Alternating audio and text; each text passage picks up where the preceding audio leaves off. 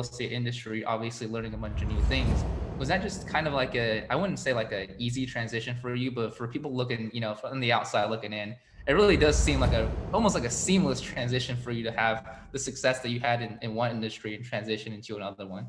Yeah, I think a lot of it's work ethic, man. I really think it is.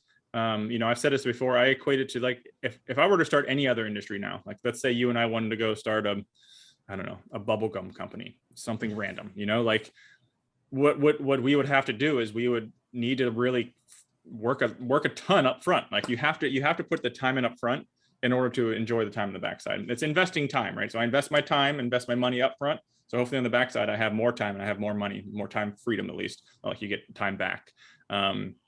And so that was my mentality. I was like, I'm just going to jump in feet first and I'm going to like become the expert as quickly as I can. Whatever they say, you need 10,000 hours in whatever it is required to become an expert. So you could do 5 hours a day for however long it takes, 10 years, or you can do 20 hours a day for, cut that time in a quarter, So that was my intent, to try to just do everything I could and just completely immerse myself in it.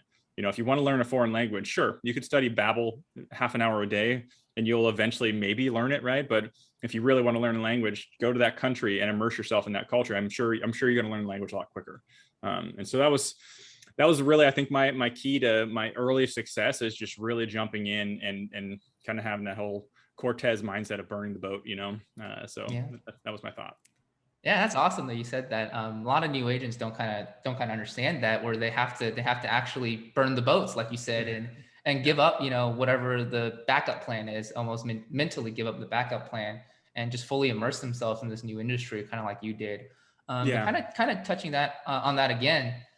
Is that something that, what you did and where you're fully immersing yourself into industry wise, but not as much in the kind of like the self-development side? Because I know a lot of people coming into entrepreneurship like to talk about and focus on self-development, but I guess that's something that you kind of skipped, right? Or did you not skip that? Or did you kind of go back and actually did that as well? I think that was definitely part of it. Like I said, there's just a lot of new things when you jump in. I leave a career that is very regimented military lifestyle into where I had a boss who had a boss who had a boss who had a boss, very clear hierarchy of who I need to talk to and who I had to report to, versus now it's like I wake up and it's on me. I have people that, broker to report to, but not really, right? And our brokerage kind of setup, they don't really care, right? You can produce, you can not produce effectively, and they're not going to be hounding you. So there was definitely a personal development phase that I am always going through, and it's a mentality for sure. I think it's a basic concept of, do you have like a scarcity mindset or do you have a growth mindset? So for me, I definitely latch onto the growth mindset. I'm always trying to learn something, which goes down to personal development. Yeah, a lot of times I'll read books on real estate. Other times I'll read books on the Miracle Morning or seven. Where's my books over there, whatever, the 7 habits, the 7 high performing habits, or whatever, high performing habits. I can't remember the name of it.